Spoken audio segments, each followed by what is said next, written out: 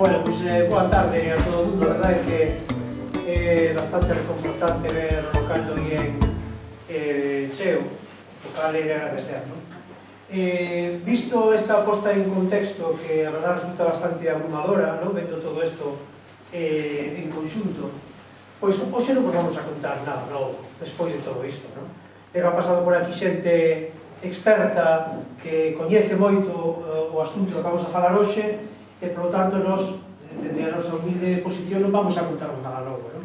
O que pasa é que surgía a necesidade de falar desta situación aguda na que estamos e de poñer sobre a mesa, por lo menos, a posibilidade de establecer ou de iniciar un debate entre a cidadanía. A partir de aquí recolleremos pois, achegas que fagamos e subiremos xa a este grupo de traballo pois, para ver bueno, pois, para ver que podemos facer con estas reflexións e ata onde podemos chegar e bueno, pois, na nosa intención está intentar mover a humanidade hacia unha posición un pouco máis sensata, non? A mí de todo isto hai dúas cousas que me preocupan. Unha delas é a lectura que facía antes Bruno. Decía Bruno, bueno, se desta historia non salimos máis que pagando a gasolina ou diésel máis caro, pois nunca máis mal, non? Home, iso se lle dicen ás decenas de miles de personas que levan mortas en Gaza, en Irán, en Líbano. Non creo que para eles o balance de toda esta situación sexa tan liviano, non? A mí resultame espeluznante, vergonzante e absolutamente aterrador ver nos medios de comunicación que se fala deste conflicto en base a un balance de se nos vai a costar máis cara a cesta da compra, a gasolina, e se vamos a poder repostar ou non. Parece que é o que nos preocupa, non? Cando decenas de miles de persoas están morrendo asesinadas por unhas decisións de, basicamente, dúas persoas que están absolutamente enloquecidas e que seguramente terán moitísima máis información que nós e que por iso moven o mundo como moven, non? E seguramente moitos intereses oscuros que moven o mundo como moven. Esta é a primeira cousa que me preocupa, a lectura que se está facendo desto en Occidente, que me parece absolutamente vergonzante. E a segunda cuestión, que é un pouco máis doméstica, ten que ver con algo que vai saindo nas charlas que xa se levan feito, e é que nestes foros de debate, ou nestes foros, por lo menos, de intercambio de información, a idade media das persoas que participan é preocupante. Porque... que? No, claro, é preocupante porque aquí, habitualmente, e falo un pouco por como foron sucedendo todos estes actos que falaba Bruno, habitualmente somos os de sempre, os catro de sempre, coas nosas idades, que non son as de sempre, que van sendo cada vez máis, e notamos sempre, moito de menos, un estrato da poboación de unha idade que van a ser os que van a ter que comerse este marrón. A nós quedan os 2 días en esta historia. Entón, bueno, podemos máis ou menos sufrir as consecuencias, máis ou menos temos a nosa vida resolta, pero os que van a ter que comerse este marrón son estas persoas que están agora na idade adolescente, que van a ter que herdar unha situación complexa e donde, pois, como sempre se di, é a primeira xeración que vai a vivir peor que os seus pais. Entón, preocúpame que nestes foros de debate non este esta xente aportando ou, por lo menos, escoitando e informándose do que está acontecendo no mundo e do que lle vai a condicionar a súa vida no futuro, pero non no futuro de xa, non? Saímos á rúa, eu dou clase no instituto e estou con esta xente nova e non lles preocupa isto, ou se non están aquí porque seguramente están nas súas actividades, en sus rollos, preparando os seus exames, que nós estamos a final de curso e tamén é unha necesidade de preparar os exames, pero parece que nada está ocurrindo e que este statu quo vaise a manter indefinidamente e aquí non va a pasar nada, non? E isto é realmente unha cosa que me preocupa. Eu vou a permitirme o luxo de non facer un experimento, sino facer nesta actividade unha recollida de datos e vamos a pedir que anónimamente, por suposto, se facedes favor, vos pasedes este papel e anotedes a vosa idade. Entón, quería que ao final da charla, cando subamos o balance ao noso grupo de traballo, pois podamos facer unha pequena reflexión sobre que tipo de, ou que perfil de idades está asistindo a estes foros de debate, porque creo que é interesante facernos tamén esa reflexión, no que pasa con a xente da seguinte xeración, onde están, que lles preocupa, como podemos chegar a eles, como podemos involucrarlos en isto. Mira, Porque... poñan o sexo, que é unha variable moi importante. Bueno, se queredes poñer o sexo, tamén os podedes poñer. Claro. Home, muller, HM ou como que irá. Relevante. Vale, pois o sexo, vale, veña. Logo, fago eu o análisis práctico. Ben, entón, pois, é unha das preocupacións como chegar a esta xente nova, non? Porque, desde logo, eles van a ter que decidir.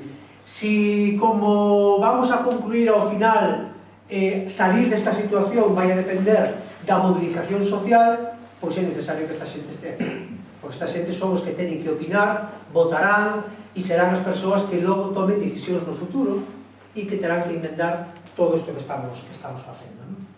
Vale, entón,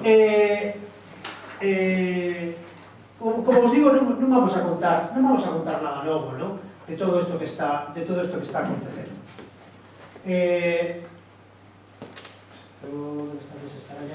Vale, bueno, entón, o que nos chamou aquí hoxe, o que nos motivou a estar aquí hoxe é o conflicto actual no que estamos, non? Unha guerra, bueno, unha guerra ou un ataque, diría eu, porque non é unha guerra, é un ataque dunha persoa a outro país, un país que neste caso é Irán, dentro de unha serie de conflictos que xa se veñen producindo últimamente. Non vou ser eu o que defenda a Irán, porque Irán é un país donde sabemos que non hai máis que ler os informes de Amnistía Internacional, é un país onde se violan moitos dereitos fundamentais, que teño aquí un listado, non?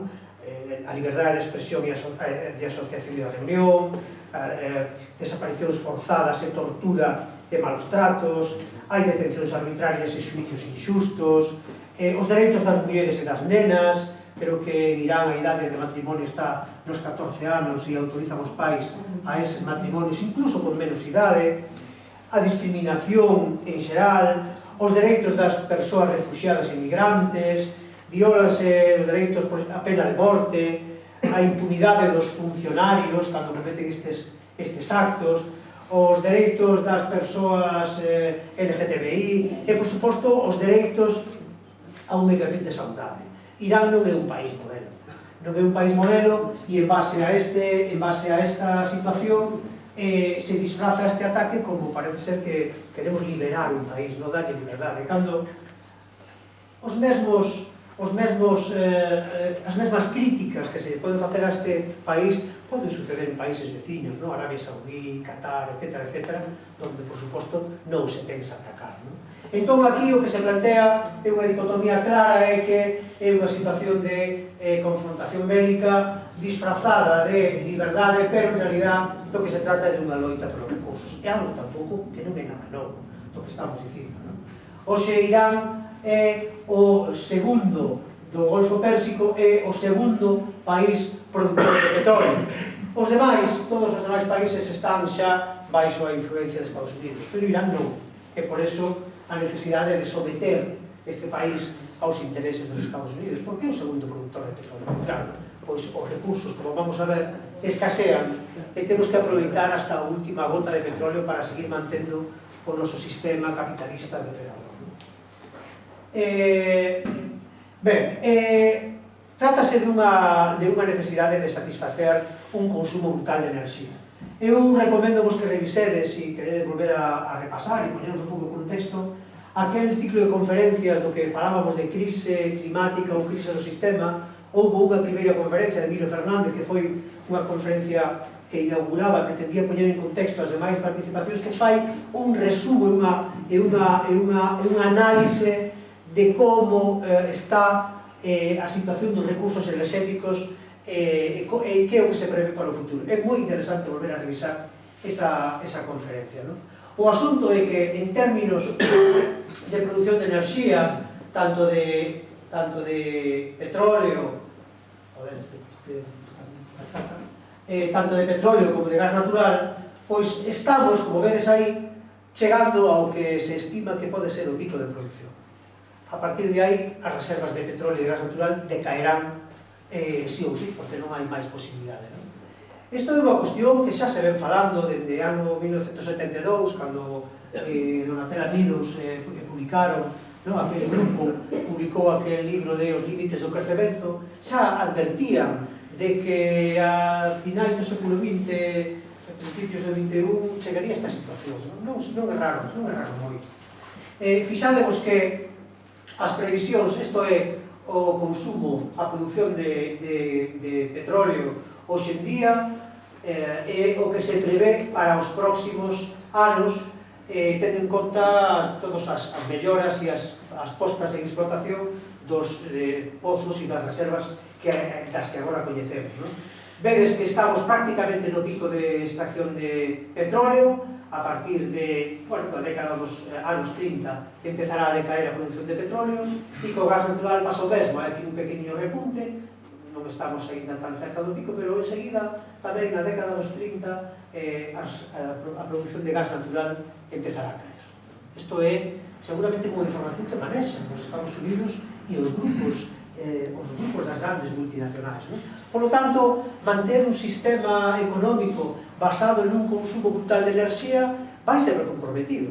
Necesitamos aproveitar todos os recursos enerxéticos ao alcance para poder manter esta situación. E de aí que se este generando esta situación de estrés.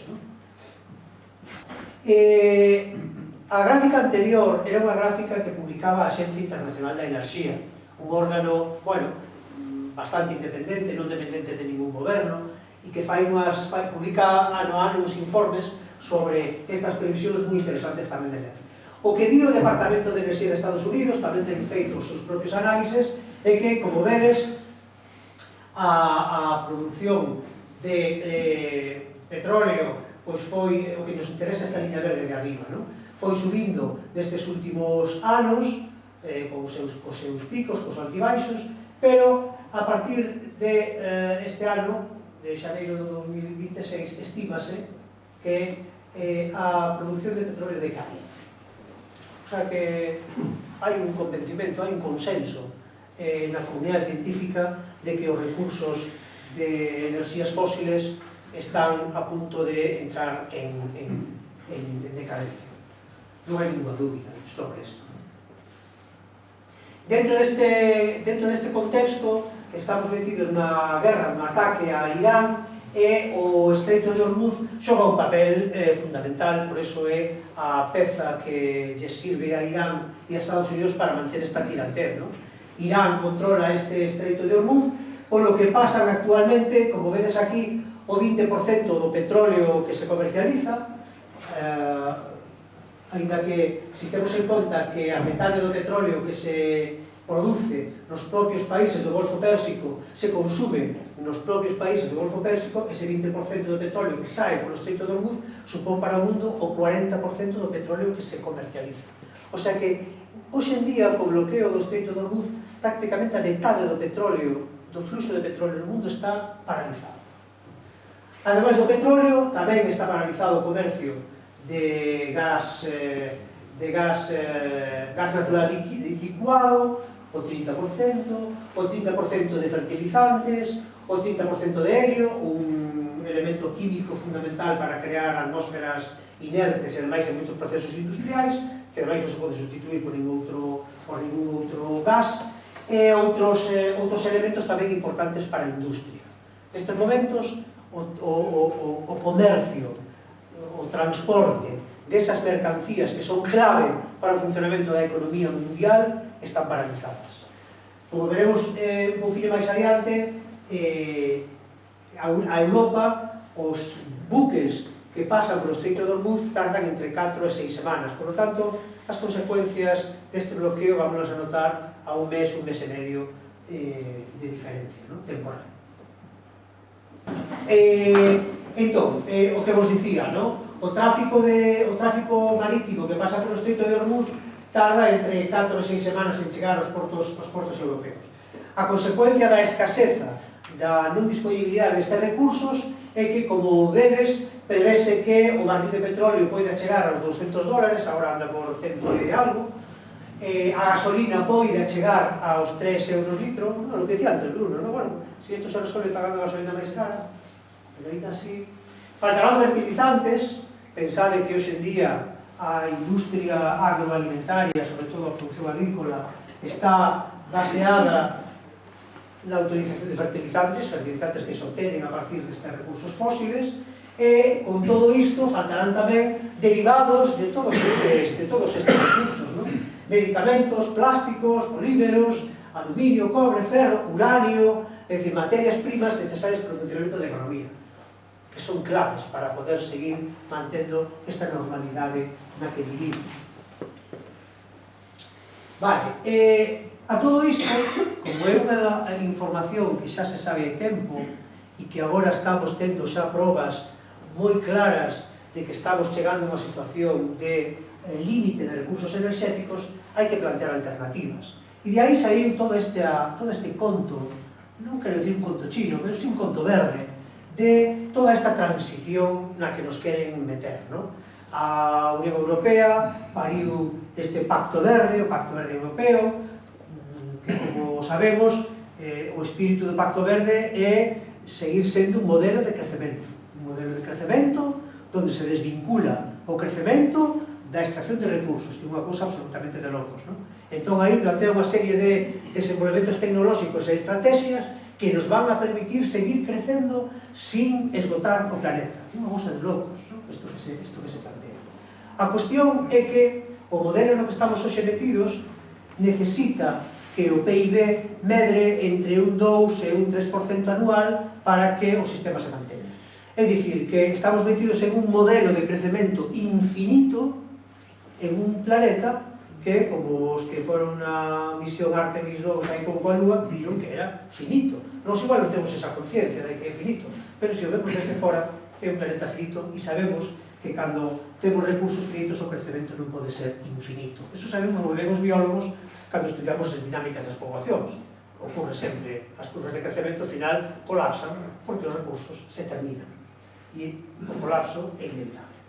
Entón, frente a isto, como vos digo, bueno, pues as distintas administracións buscan diferentes alternativas para resolver o problema dos recursos, da escaseza de recursos enerxéticos. Unha das estrategias que se plantea é producir enerxía eléctrica a partir de fontes renovables de enerxía. Non debemos de olvidar que o consumo de electricidade ao final ven sendo de todo o consumo enerxético global un 20%. O 80% restante son recursos enerxéticos que non teñen nada que ver coa enerxía eléctrica. O sea, que estamos falando de unha transición enerxética para cubrir unha necesidade de consumo enerxético moi pequena. E ademais, onde dese 22% da enerxía eléctrica que se consume, a meirande parte a consume a industria, a gran industria, non? Os fogares somos pois unha parte prácticamente despreciable, non? Ben, con todo, en España, por falar en España a produción o consumo eléctrico empeza a decaer a partir do ano 2008. E isto é consecuencia da desindustrialización na que estamos metidos. O que facemos é externalizar os nosos procesos industriais a outros países, principalmente a China, a Asia. Nós nos quedamos sin industria, así aforramos emisións de carbono, cumplimos con os protocolos de Kioto, toda esta historia, pero bueno, non nos producimos nós, pero producen outros por nós, que ao final ven sempre mesmos con el mercado del carbono, é outra carallada na que nos teñen engañados e así, pois, todos podemos seguir crecendo, todos podemos seguir contaminando, pero matemáticamente facemos o invento, a enxeñería matemática para que todo siga igual. Ben, a pesar de que a partir do ano 2008 o consumo de enerxía foi decrecendo, como vedes, ata o ano 2025, mirade como a partir do ano 2008, aínda así, aínda decrecendo o consumo enerxético, nos metemos en unha ola de desenvolvemento de infraestructuras de enerxía renovable a un ritmo bestial. Mirade como a partir do ano 2008 está a nosa liña, que se corresponde con España, esta liña laranxa, a implantación de infraestructuras de enerxía renovable, prácticamente eólicos e fotovoltaicos, medrou de unha maneira exagerada. A produción de enerxía eléctrica en España sobrepasa con moito a nosa capacidade de consumo. Sobrepasa con moito. No, aquí está instalada. Claro, e a que está por vir, Non falamos da que está... do que vos falaba antes Bruno, todos eses proxectos de macroeólicas mariñas e todos eses proxectos que están paralizados de eólicas terrestres, a verdade é que o escenario é absolutamente contradictorio, non? Producir enerxía eléctrica en un país que cada vez consume menos é un pouco absurdo, non? Non sei se iso pode tamén responder a unha estrategia da Unión Europea de utilizar certos territorios de sacrificio para mandarles salir toda aquela industria e logo exportar, ¿no? Importar toda esa enerxía entre eles teñen o seu territorio a salvo. Algo deso tamén hai e algo deso tivemos a oportunidade de conversar con algúns representantes da Comisión Europea no seu momento. Planteamos esta historia, ¿no? O problema dos territorios de sacrificio, das desigualdades territoriais que se están creando e da destrucción do territorio que se fai en nome das enerxías renovables e desa mal chamada transición verde, que ao final o que é unha industrialización e unha destrucción do país sin máis, non? Ben, esta é a realidade. Fronte a unha situación na que se consume cada vez menos enerxía eléctrica, nós, sin embargo, estamos apostando por un desenvolvemento masivo de infraestructuras renovables, algo que é absolutamente contradictorio e que deberíamos de repensar se isto é realmente necesario ou non. E dentro do Estado español hai unha gran asimetría na distribución destas infraestructuras renovables. Non se desenvolven por igual en todo o país, non se desenvolven por igual, ou digamos, non se desenvolven con arreglo aos consumos enerxéticos.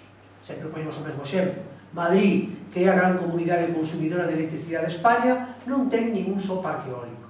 Mentre que Galicia, que non consume nada comparado con Madrid, ou Castela e León, ou Extremadura, ou estas provincias pobres, periféricas, están soportando as consecuencias da destrucción do territorio pola implantación destas infraestructuras para surtir de enerxía a outras comunidades. Os desequilibrios territoriais son bestiais e inxustos.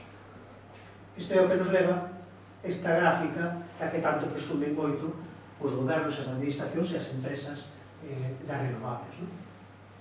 Ben, esta transición enerxética basada na implantación de enerxías renovables, pois basicamente se fai porque o que queremos é electrificar os nosos procesos industriais ou os nosos procesos habituais. Se non vamos a dispoñer de fontes de enerxía de recursos fósiles, pois a ver se podemos sacar enerxía do outro lado para seguir mantendo o monstruo. Unha das estrategias das que se falaba moito en Europa era a industrialización a electrificación do transporte. Basicamente, o desenvolvemento do coche eléctrico. Hoxe en día, xa se sabe, xa vichedes que Citroën, como se chama o grupo de Citroën? Stellantis renunciou ao desenvolvemento do coche eléctrico porque están vendo que o coche eléctrico non está dando resultados que se esperaban. Primeiro, porque non é un coche que pode usar todo o mundo, non cubre todas as necesidades. Segundo, porque os tempos de recarga son tremendos. E terceiro, porque para que podamos electrificar todo o parque móvil, os recursos de minerais que se necesitan, cobre e todos estes minerais estratégicos que se necesitan, minerais críticos, como decía Bruno, a codia terrestre, o planeta, non ten suficientes reservas para soportar un cambio de todos os coches de combustión por coches eléctricos. É unha realidade, non? Igual por eso tamén nos fomos á Lúa, porque na Lúa o que queremos ao final é atopar estes minerais críticos, para poder seguir alimentando este mundo. Algo que xa sabemos, algo que as propias industrias, empresas eléctricas saben, Iberdrola e Endesa confirman o pinchazo mundial de inversión renovable, porque isto está creando unha burbulla, e aquí en Galicia sabemos ben como é isto, unha burbulla que non está dando resultado, e o mercado confirma que o hidróxeno verde é inviable tras acaparar millóns de euros de fondos públicos. Porque fronte á electrificación dos automóviles tamén búscanse outras fontes de enerxía para poder manter o transporte activo sin sin depender dos combustibles fósiles. Unha desas estrategias é o hidróxeno verde. O hidróxeno verde consíguese por rompendo a molécula de auga, unha que se chama electrolise, utilizando a enerxía eléctrica que se obtén das fotovoltaicas ou das eólicas, de maneira que se chama hidróxeno verde porque se produce a partir da auga, entón é moi verde e moi ecolóxico e fantástico, porque non conleva o consumo de recursos recursos fósiles. Cal é o problema? Que o hidróxeno verde é moi caro de producir, é enerxéticamente moi desfavorable a súa produción. É moito máis barato obtelo a partir de hidrocarburos que obtelo a partir da electrolisa da auga. Por tanto, o hidróxeno verde non é un combustible que se poida usar tan masivamente como o que procede dos combustibles fósiles, porque é caro. O seu retorno enerxético é bestial, non compensa. Bueno, pois tamén outra situación absolutamente absurda que se chega, e estamos tamén metidos nesta movida, a inteligencia artificial e todo este rollo que consume unha gran cantidad de enerxía eléctrica, pois tamén está se vendo que aí hai unha burbulla financiera e de inversións e de xogo en bolsa que ao final se tamén acabará estoupando e que nos acabará salpicando a todos, pois como os bitcoins e como toda esta movida. Entón, a búsqueda de fontes de enerxía alternativas non é fácil. A electrificación do transporte é difícil e, desde logo, é absolutamente imposible pensar na electrificación de todos os procesos industriais.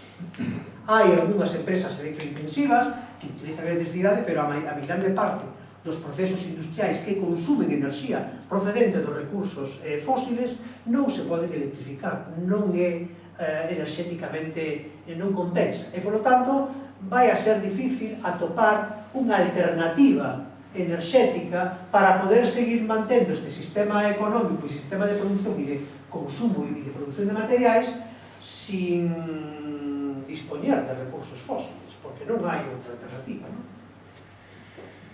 Desto, pois claro, na Unión Europea, como sabe tamén que isto é así, e como sabe que é o pinchazo do coche eléctrico e das renovables, pois é o que pois estamos desesperadamente buscando calquera outra fonte de enerxía que nos poida seguir mantendo. E en isto, a Unión Europea está actuando absolutamente con neglixencia. Hoxe en día, en España, hai moitos conflictos creados en torno ao desenvolvemento e implantación de plantas de biogás. Biogás, pois, son combustibles que saen da fermentación de materia orgánica e de aí sacan sus gases, principalmente metano, que se utilizan logo como nos motores de combustión, pero non é unha produción de enerxía que se poida facer en grandes cantidades, nin tampouco que sexa moi barata, non? Combustibles orgánicos a partir de madeira e de restos vegetais, a biomasa. Claro, todo isto, pensar en unha fonte de enerxía baseada en estes recursos implica que non podemos, que ten que ser material da contorna. Se temos que empezar a transportar biomasa ou recursos para producir isto moi lonxe, xa non vai a compensar. E claro, isto tamén é un problema, porque ali onde se vai a implantar unha planta de biomasa, unha planta de biogás, ou algún aproveitamento de combustibles orgánicos, significa que na contorna é onde se van a extraer ese recurso. Por que Altri estaba en Galicia? Pois porque hai eucaliptos, non está en outro sitio por eso. É dicir, que se implante esa industria vai a crear a necesidade de ter recursos, co cal vai a multiplicar a necesidade de ter máis eucaliptos. Pois isto é o mesmo, non? A implantación de estas plantas o que vai implicar é unha xestión do territorio moi distinta a que existe agora. Por iso hai tantos conflictos en España e ao longo do Estado español pola implantación destas infraestructuras. A Unión Europea isto importa pouco. Primeiro, porque ocurre en España, e segundo, porque o que necesitan son, como sea, resolver o problema da necesidade de cubrir os aportes de enerxía que se necesitan. Bueno, a grande parte destes proxectos son contaminantes, evidentemente, e ademais non son rendibles polo que acabamos de decir, non? A necesidade de recursos bióticos pois é moi grande e isto conlleva unha degradación do territorio e unha alteración dos usos do territorio, non? Básicamente, ahora esta fiebre en la que estamos metidos, este pico que se ve a partir de 2008 en lo que estamos metidos, básicamente se debe a que as empresas o que buscan tamén é aproveitar as subvencións estas de la Next Generation, ¿no? Subvención, dinheiro público para facer infraestructuras, e logo, bueno, si producen, son rendibles ou non son rendibles, da igual, porque xa cobramos as subvencións, xa cobramos, salvamos as nosas contas anuais, e punto, non? Agora da igual. Que é un pouco que dicía antes Bruno, o asunto non é resolver un problema enerxético, o asunto é facer caixa. O como e a costa de que, eso da igual. Este é especializamos, a orgullo das renovables. Nada novo, o sea, de todo isto falamos moitas veces. Vale, como decía antes Bruno, parece que a crise enerxética claro, conleva o cambio climático e todo isto, e efectivamente ese é unha das consecuencias deste modelo económico no que estamos metidos.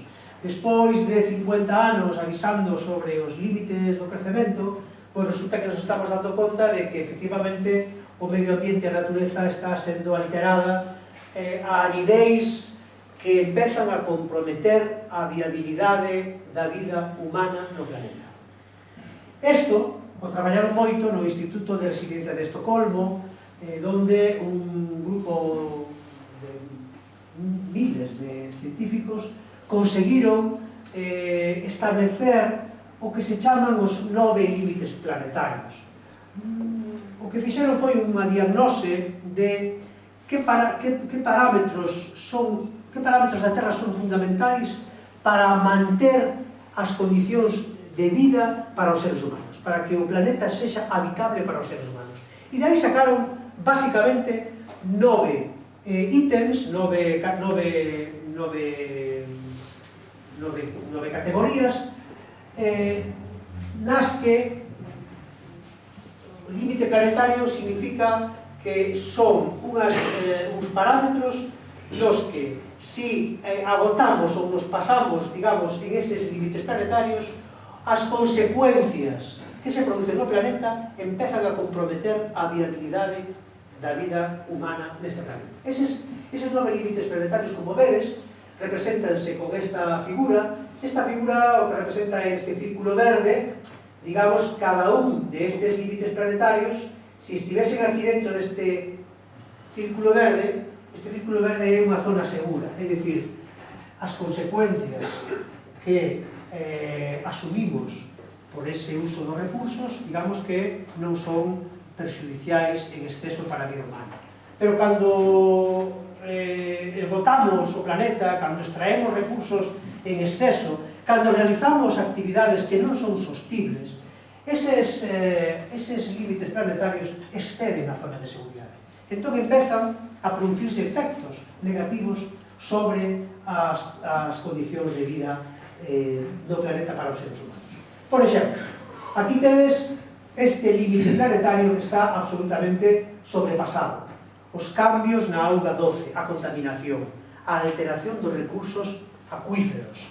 Sabemos, hoxe en día falamos de crise da enerxía, pero sabemos que dentro de pouco a crise será unha crise da auga. Xa a auga cotiza en bolsa hoxe en día. E, por lo tanto, a disponibilidade de auga, que é fundamental para a vida humana, está se vendo comprometida xa en moitos países.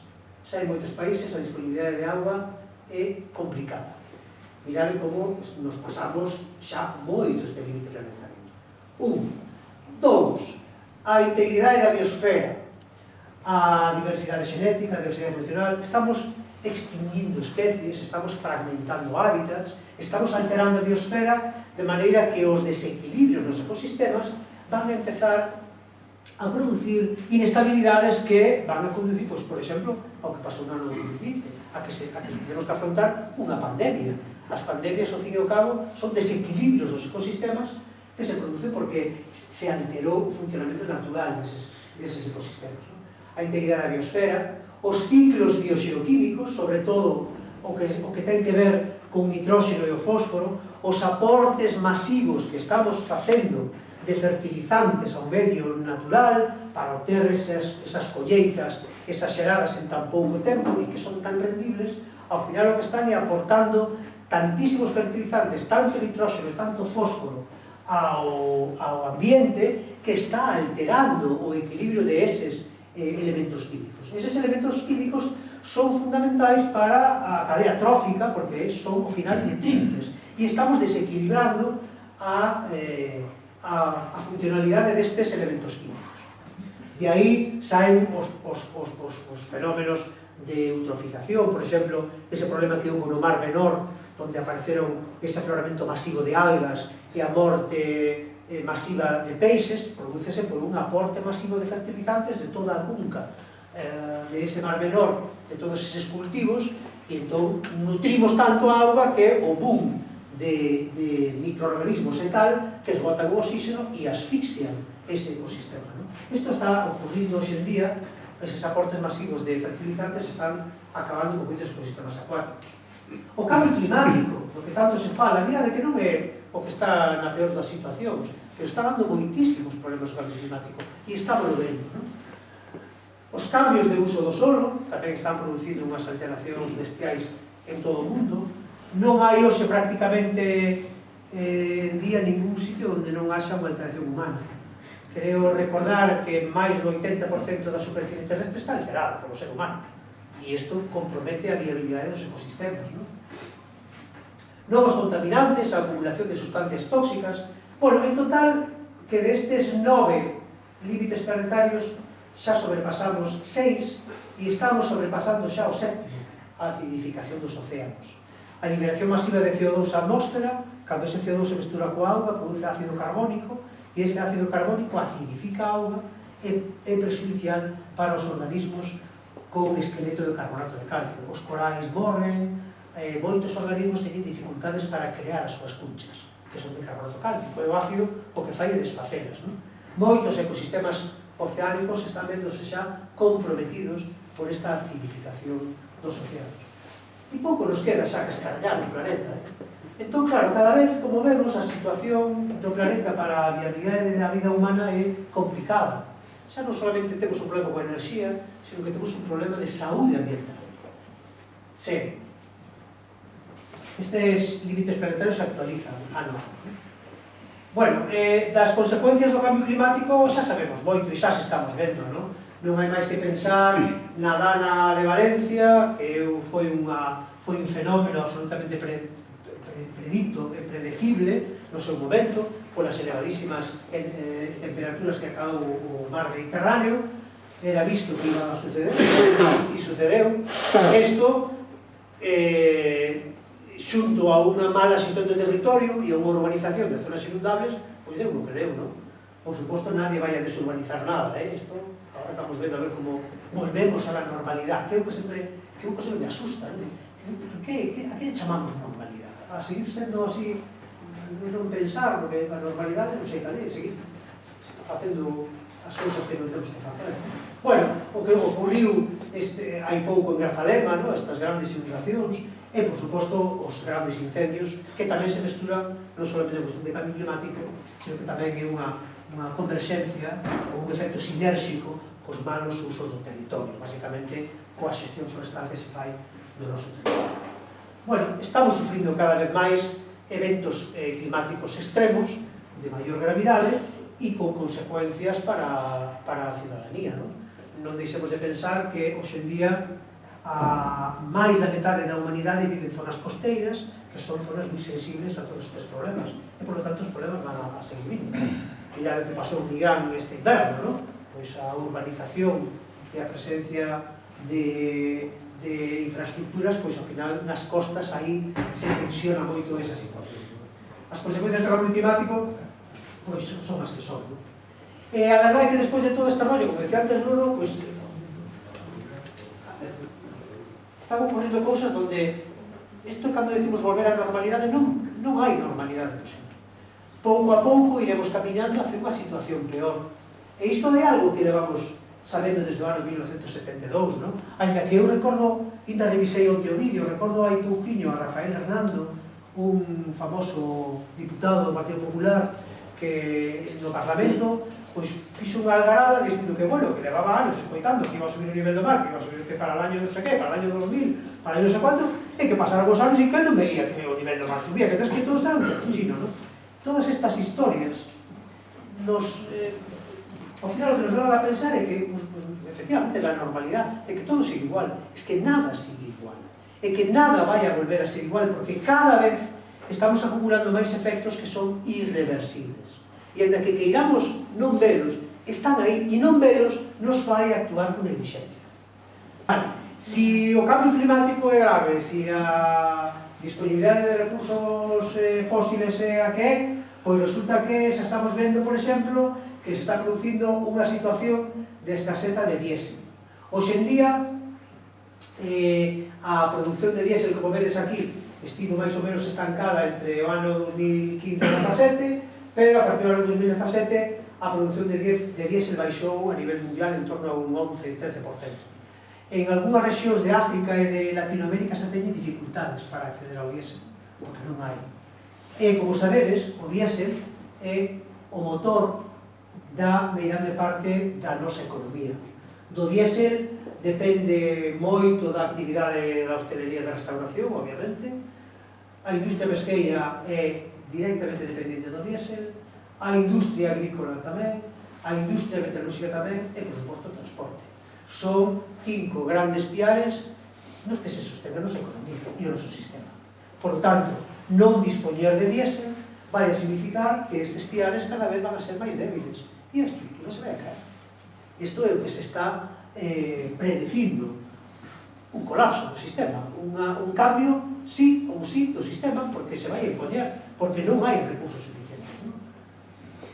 Ben, non somente hai entón escaseza de recursos fósiles, como decimos, sino que tamén hai unha escaseza de minerais críticos, xa o dixemos en varias ocasións. Hai moita desta transición enerxética e moita desta transición verde que está baseada no uso destes minerais críticos. E moitos destes minerais críticos xa pasaron o pico de produción. Xa non hai suficientes na codia terrestre. Por lo tanto, creer en un cambio de sistema baseado en algo que non existe é absurdo. É este tecnooptimismo estúpido do que falaba antes Bruno, non? Non podemos crear un edificio que vai a funcionar por algo que decimos que vai a haber, pero que non temos. Pero vivimos con esa ilusión. Isto é vivir de ilusións. Creer que vamos a poder facer esta transición verde é unha ilusión porque non hai recursos minerais críticos suficientes para nutrir toda esta industria, construir todos estes aerogeneradores, construir todas estas placas fotovoltaicas, a electrificación, etc. Non existen. Por lo tanto, non podemos seguir sustentando o noso desenvolvemento en esta ilusión. Vale, entonces, fronte a isto, pois claro, se desenvolve unha serie de conflictos que un pouco menos trouxo hasta aquí e que teñen a súa explicación, non? Si entendemos este contexto e empezamos a ver e a informarnos e a tratar de explicar por que se dan aí e non en outros sitios, pois ten toda unha explicación moi fácil, non? 4 exemplos. O brutal xenocidio de Gaza, onde morreron centos de miles de persoas e siguen morrendo ante unha comunidade internacional absolutamente pasiva, que é algo incomprensible. A guerra de Ucrania, xa levamos anos metidos en esta movida e suministrando armas aí para que sigan turrando, non? E non sabe que pasa. Sudán do Sur, que, bueno, como é África, nunca se oe isto na tele, como son negros, e dixen, como son negros, non. Pero hai conflictos, os que están morrendo xente por algo.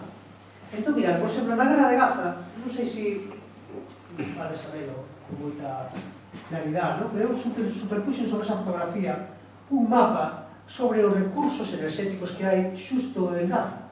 Mirad, Gaza é esta pequena franja que tedes aquí, e estas manchas en azuis son as reservas petrolíferas que hai frente a esta costa mediterránea. Por suposto, Israel controla todas estas reservas petrolíferas. E hoxe en día están explotando, estes son oleoductos, están explotando estes pozos petrolíferos, empresas como Chevron, americana, desde hai moitos anos, e agora, dende hai pouco, Israel fixo un convenio con British Petroleum, a británica, e a Eni, e italiana, para que pudieran explotar estes pozos petrolíferos. Pero que esta reserva que está aquí, Gaza Marín, é unha das maiores reservas petrolíferas que hai nesta zona, valorada polo goberno, pola ONU en 120.000 millóns de euros. Esta reserva petrolífera que tens aquí, que é o dominio público de Gaza, o sea, está en territorio marítimo de Gaza, este recurso petrolífero podería, os gazatíes poderían vivir como reis, como os de Arabia Saudí durante moitísimas xeracións. E, sin embargo, como Israel quere controlar estes recursos enerxéticos, pois o que se trata é de arrasar Gaza, a Cisjordania, que non se mova moito, porque o que interesa é que toda esta fronte costeira de Israel está controlada por eles. É meramente un xenocidio para controlar un recurso enerxético, para poder manter un monstruo no que se está esgotando, pero que se nega e está dando os últimos coletazos, se nega a deixar de existir. Ben, pois, simplemente por esta cuestión estamos asesinando, ou estamos asesinando centos de miles de gazatíes e arrasando con un pobo inteiro. O caso de Ucrania é un caso moi parecido, porque, ao final, Ucrania é unha guerra na que o interés é que Rusia este fragmentada e non teña moito peso económico. Entón, o que nos convén é que Rusia este metida nesta guerra, que se desgaste económicamente, que se desgaste militarmente, que se desgaste enerxéticamente e que, ao final, o territorio este fragmentado e que non haxe unha unidade para que esa potencia que foi no seu día non volva a ser. O sea, que iso tamén é unha guerra estratégica para que outros países poidan manter a súa hexemonía mundial. No caso do Sudán do Sur, pois hai algo parecido tamén co de Gaza. Sudán do Sur creo que o segundo, ten as segundas reservas petrolíferas máis grandes de África e, por lo tanto, pois tamén convén telas controladas. É unha guerra tamén que depende desta cuestión, do control de un recurso fósil. E no caso de Níger, pois a mesma historia. No caso de Níger, Francia o que extraía de Níger era uranio, pero que o 40% do uranio que consumía Francia viña de Níger, pero o golpe de estado de hai pouco pois cortou as relacións todas con Níger e Níger este país de aí. Mirade as fontes de uranio, están pintadas en verde, canto máis oscuro máis uranio, e estes puntos azuis representan as minas máis productivas de uranio, as que máis producen. Aí está Níger, non? Isto está controlado, bueno, en Sudáfrica, ao final é un país bastante occidentalizado, pero, bueno, Níger hai que controlarlo, e entón, pois, aí está esa guerra e aí estamos mantendo ese conflicto simplemente para controlar este recurso de uranio, non? De feito, falan os expertos, eu lino, evidentemente, de que Francia podría estar preparando unha invasión de Níger para volver a controlar ese recurso, porque quedouse sin un 40% de uranio que estaba importando de Níger, non? E agora, claro, sin uranio, Francia, que ten unha potente industria de enerxía nuclear, pois necesita ese uranio para as súas centrais nucleares e necesita controlar este xacemento. Así que, bueno, os conflictos nos que estamos metidos ao final responden sempre á mesma situación. Un contexto de crise do sistema que dá as súas pataletas e donde, ao final, a sociedade civil é a que sufre as consecuencias de 4 multinacionais que siguen querendo manter a salvo as súas contas de resultados. Algún tipo de opción, non? Bueno, e que opcións temos? Que podemos facer? E desto é un pouco do que vai este foro, non? De intentar que a sociedade civil, ao final, sexa consciente un pouco da súa situación e da súa responsabilidade como ciudadano. Bueno, o que se propón é non volver ás cavernas, porque parece que temos que castigarnos e adoptar xeitos de vida ancestrais, non se trata deso. O que se trata de cambiar a nosa mentalidade e o sistema, e pasar a, en vez de un modelo de globalización, onde eu podo consumir hoxe mazás que veñen de Chile no supermercado, pois o mellor hai que ir a mercados máis locais, que desenvolvan a economía local, que aproveiten enerxías como fixemos toda a vida locais, máis baratas, máis fáciles de implantar, máis democráticas, porque ao final todos estes sistemas renovables, todas estas mega instalacións se fan baixo un modelo de oligopolio de 4 empresas e o que se plantea é de democratizar o uso da enerxía e o uso dos recursos, facelos máis accesibles e, dende logo, con maior retorno para as comunidades locais, non? Que é no que non se pensa hoxe en día. O que se pensa hoxe en día é de favorecer as multinacionais. Bueno, falamos de eso, de aproveitar máis os recursos locais, non dependentes de materiais escasos, usos tradicionais, que funcionan e que dan resultado. Entón, bueno, pois, ao final, do que se trata, e é algo que no IEN sempre nos preocupa, non? Ao final, o noso objetivo no IEN é, pois, bueno, pois, dar a coñecer, divulgar, pero tamén manter unha sociedade civil viva e organizada. E algo no que, desgraciadamente, estamos fracasando, porque, como os dicía, a xente xove non está aquí, e o que necesitamos é que a xente este informada e sexa activas, que sexamos partícipes das decisións que se toman, porque, dende logo, nadie vai a tomar as decisións por nós, porque os que gobernan non están ao servicio dos ciudadanos, están ao servicio dos ciudadanos para conseguir votos, pero están ao servicio de outros intereses para tomar decisións importantes, decisións de calado, non? Primeira cuestión, non podemos manter un sistema económico baseado no crecemento infinito en un planeta finito. Isto está moi claro, non? Segunda cuestión, non se trata de desenvolver máis tecnoloxía, porque ademais hai unha trampa en isto, e é que a historia da humanidade nos demostrou que cada vez que se mellora a tecnoloxía se explota con máis eficacia o planeta. É dicir, non se mellora a tecnoloxía para deixar de explotar o planeta. Cada vez que mellora a tecnoloxía, o que facemos é explotar moito máis eficazmente o planeta, esgotalo máis. Entón, ao final, non se trata de desenvolver máis tecnoloxía. O que hai que facer é executar un cambio social que nos permita vivir de outra maneira, non menos felices, por suposto.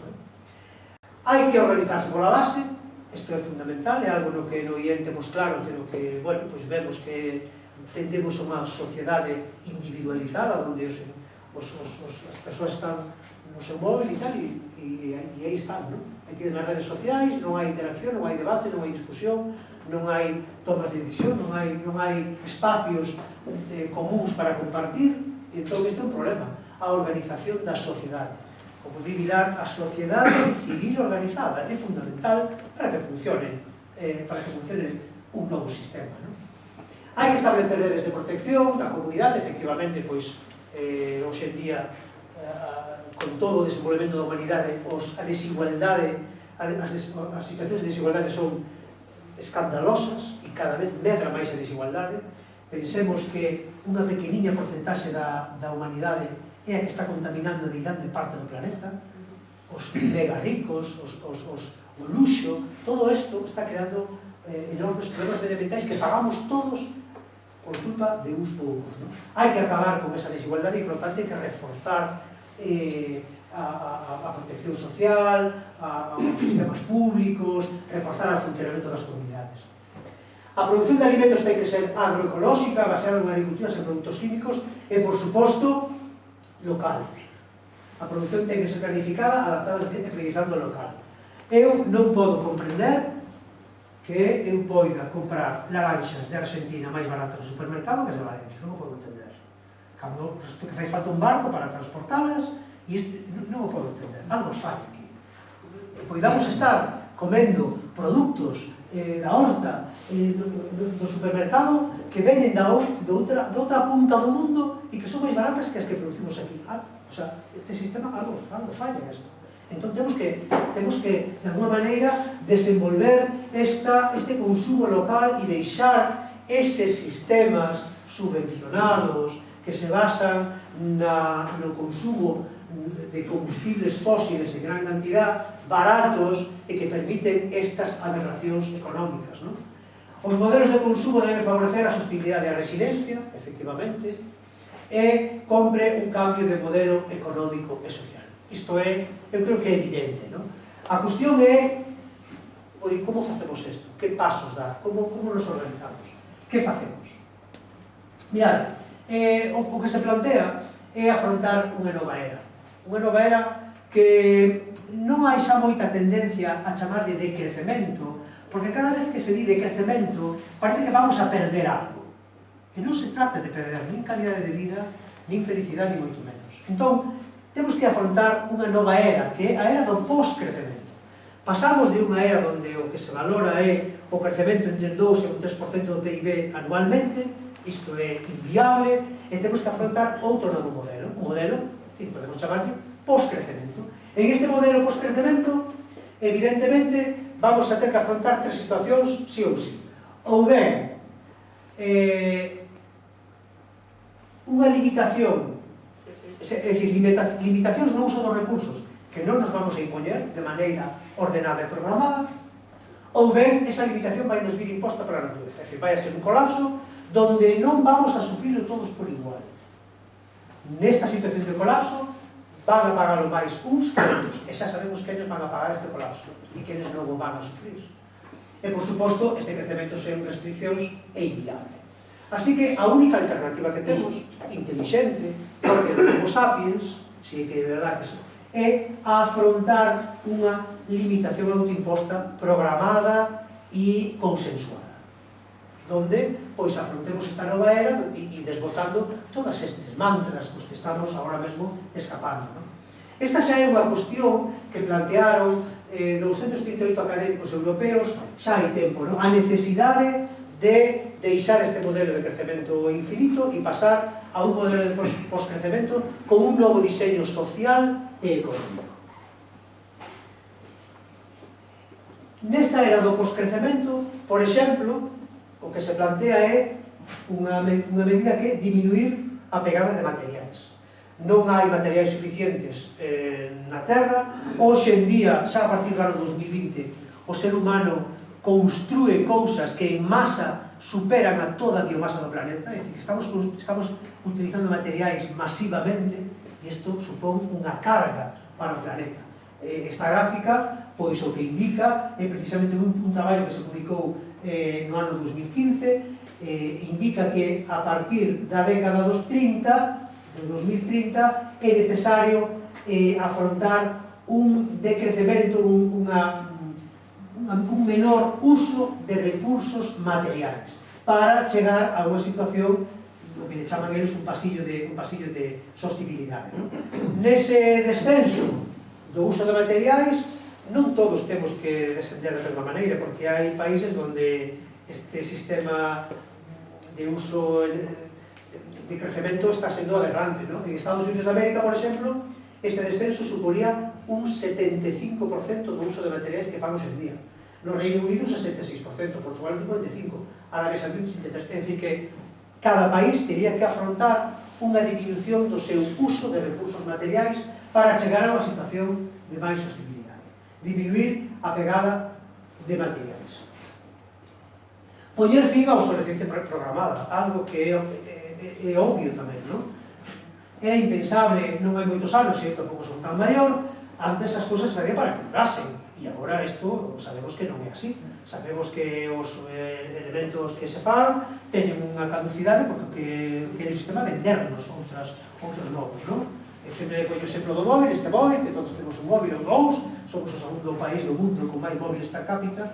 Este móvil, para que resultase sostible, debería de usarlo 25 anos. E os móviles se cambian cada ano, cada 2 anos, hai unha fiebre loca, non? É dicir, que o uso de recursos minerais está sendo absolutamente aberrante, non? Por lo tanto, hai que acabar coa obsolescencia programada e volver eses modelos de reparación que se facían antes. Nas vilas había xente que reparaba aparatos e hai que volver a estes modelos e non é facernos menos felices, simplemente aproveitar o que hai, non? Ben, limitar a publicidade. Hai algúns estudios científicos que son tremendo ler, son moi chulos de ler, porque efectivamente hai unha relación directa entre o que se invirte en publicidade e o que consumen os ciudadanos. É dicir, que ao final, como decía Boris Johnson, o desenvolvemento non ten por que darlle non ten por que solucionar os problemas da xente. O desenvolvemento ao final o que concibe a xente é como consumidores. O que pretendemos é facer esclavos e xente que necesite cousas para que merque cousas. É dicir, que o sistema económico capitalista non quere resolvernos a vida, o que quere é crearnos necesidades, facernos pobres, aproveitar a nosa economía, o que quere crearnos esas necesidades para que podamos seguir alimentando o sistema. O capitalismo non quere resolver os nosos problemas e as nosas necesidades. Limitar a publicidade é fundamental en este modelo de poscrecemento. Pasar da propiedade ao usufructo, bueno, esa tamén é outra cuestión que se podía discutir, porque, bueno, isto de termos todos coche, cada un coche, e saes á rúa e ves coches ocupados por unha persoa sola, cando mellor os coches podrían compartirse, podrían ser coches de aluguer e podrían facer varios servicios. Bueno, son modelos que en outros países se están implantando e que funcionan ben. Acabar co desperdicio de alimentos, algo tamén bestial, en todo o mundo tíranse alimentos ben porque non se almacenan correctamente, ben porque se hiperproducen moitos, malas praxis na conservación e na xestión de, neste caso, de trigo, o arroz en Asia que se tira en cantidades industriais, e, por suposto, que para a produción de tanto alimento, ao final, o que se consume son recursos hídricos. E sabemos que a disponibilidade de recursos hídricos vai ser outro caballo de batalla para a próxima xeración. Acabar con desperdicios de alimentos. Por suposto, reducir o tamaño daquelas industrias que son ecolóxicamente destructivas. Aquí tamén o que se trata de establecer un modelo de produción donde se produza o que se necesita. E o que non se necesite non hai que producir. E isto hai que regular tamén, non? Bueno, pois aquí traio o exemplo da carne, por exemplo, pois como cal é o impacto do consumo de carne, xa se recordades o Cristo que lle montaron a Garzón cando dixo que había que comer menos carne, que é algo obvio, que sabemos todo o mundo, e mirad o que desencadenou, non? Porque hai unha manipulación do argumentario que é tremenda, e como a xente non ten criterio, escoita esas agradas e nada, aí está. E eu sumaría a estas medidas acabar co luxo, acabar con os jets privados e toda esta historia, porque ao final isto, bueno, todo o tren de vida de Arabia Saudí, Qatar, Dubái, todo isto, é unha locura, non? Eso, se todo o mundo funcionáramos así, non habería planeta que chegar, non? É aberrante, entón non podemos ter esas situacións tan tremendas de desigualdade. Bueno, non hai moito, hai estes dous premios Nobel, vou a rematar xa, non? Estes dous premios Nobel, neste modelo de poscrecemento, pois presentaronlle á Unión Europea unha maneira de medir o progreso non baseado no PIB, que ainda seguimos vendo no telediario. O PIB, nas proyecciones de crecimiento e tal, seguimos con esa obsesión do PIB, que é unha absoluta locura, non? E medir o progreso en términos de índice para unha vida mellor, donde se introducen parámetros que teñen que ver coa vivenda, que teñen que ver co emprego, que teñen que ver coa educación, coa saúde, coa felicidade da xente en definitiva, non? Ao final, estamos vivindo aquí 4 días para estar consumindo, traballando e perdendo tempo para traballar, para conseguir dinheiro, para comprar, para tirar, é unha absoluta locura, non? Quizá o mellor o que deberíamos ser vivir o progreso nestes términos, porque tengo conto que habería moito. Se valoramos a vivenda, o emprego, a educación, a saúde e a felicidade, o noso PIB sería unha merda, non? Estamos moi ben de economía, de PIB, pero en realidad o que nos fai felices e que nos fai o que lle dá sentido á vida, creo que estamos bastante mal, non? Entón, estes dous premios Nobel plantean esta nova maneira de ver o progreso e é algo que na OCDE tomaron nota desto e están definindo índices que teñen que ver con estes novos parámetros. Bueno, e para rematar e deixarnos un pouco de tempo a vos, pois nada, simplemente Turiel sempre remata estas charlas dicindo que a vista desto, vedes que os plazos son moi xustos, é necesario empezar a tomar medidas xa, non? Agora é o momento. Non podemos agradar máis, non podemos seguir así, ninguén vai arranxar isto por nós, xa o sabemos, nin da administración local, autonómica, estatal, europea, nadie vai a decidir, nadie vai a tomar as decisións que necesitamos que se tomen. Temos que ser nós que nos o fagamos, é un traballo de todos e de todas as idades, e, dende logo, supoño que poderemos facelo, non? Porque somos homo sapiens, pero que ademais, non sei se podemos ou non, pero ademais que temos que facelo, porque senón o que vamos a deixar as xeracións futuras é absolutamente un campo arrasado. Eu quero rematar con isto, e xa para darvos a palabra a vos, con esta frase, con este pequeno parágrafo, non? Se queremos ter algunha posibilidade de sobrevivir ao antropoceno, non podemos sentarnos a esperar a que o crecemento se estrelle contra algún tipo de límite externo.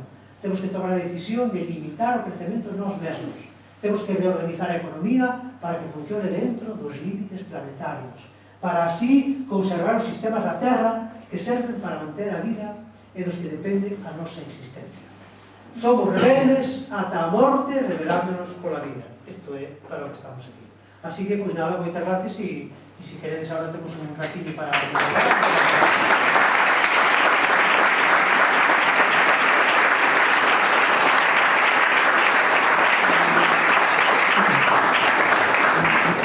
Non esquezo o papel coas idades que hai que andar por aí,